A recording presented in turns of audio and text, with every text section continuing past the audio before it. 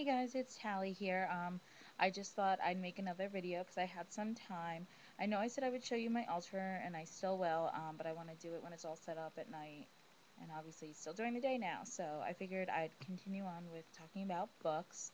I'm actually going to do a two-part vlog series about witchy books because the first one, this one that I'm recording now, is going to be about books that are about witchcraft, but not specifically Wicca, but what I found interesting. And my next vlog will be about specifically Wiccan related books.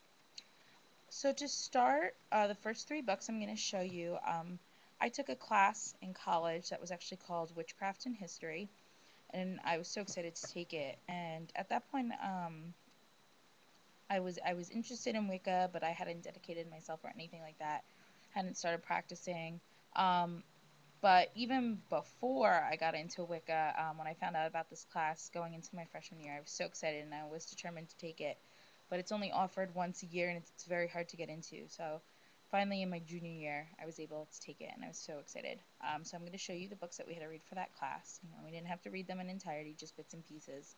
The first book that we mainly used and the one that I enjoyed the most is called A History of Witchcraft, Sorcerers, Heretics, and Pagans, and it's by Jeffrey B. Russell and Brooks Alexander.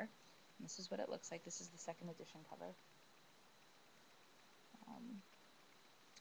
And this book is actually broken up into two parts. The first part being Sorcery and Historical Witchcraft, and the second part is Modern Witchcraft. We didn't really read the Modern Witchcraft section just because the class Witchcraft and History, we just focused on the historical aspects of it. Now, my professor personally did not believe that Wicca is based on an old religion at all. She thinks it's just some modern thing that I guess Gerald Gardner made up. I can't remember exactly if these authors believe the same thing. Again, because I didn't really read the modern witchcraft part, so I can't really say, what they believe. But I like this book a lot. It was very interesting. I'm really into reading historical texts, and it kind of gave a great overview of everything from, let's say, it talked about, of course, the Salem witch trials, about witchcraft in different cultures, you know, um, not just America. So that was good. Even if I don't believe some of the things that they believed in, it was still a very interesting text. The other book I had to read is called Craze by Lyndal Roper. And if I remember correctly, this book is kind of focusing on um, European, European witchcraft. And it was a bit harder to read because it's just, the text is small and it's very informative and hard. I thought it was a lot harder and a lot less direct than this book. The other book we had to read was called Witches of the Atlantic World, and it was edited by Elaine Breslaw because it's a historical reader and primary source book, so it's not like her stuff. It's like what other people wrote. So, we've got the Malefice Maleficarum, which is what the guy wrote, and talks about transcripts from the witch trials and Tituba and all that stuff. So again, this was very interesting. All of these are extremely interesting. I suggest them, especially if you're into the historical stuff. But if you're into the historical stuff, but you don't want something that's too hard, I would go with this because it's smaller than the other books. Lots of pictures. If you're a picture person, very interesting. Good stuff. Pictures. So I recommend them all, but this one specifically. The next thing I'm going to talk about is I personally follow Greek mythology. Those are where my patron god and goddess come from. And I'm really into, mythology as a whole, but especially the Greek and Roman pantheons. So that's just my personal choice. And when I was a freshman in high school, we had to read The Odyssey by Homer. And we also had to read bits and pieces of this book, Edith Hamilton's Mythology. Now, if you're into mythology, she is the best. It's a wonderful book. And yeah, that's about it.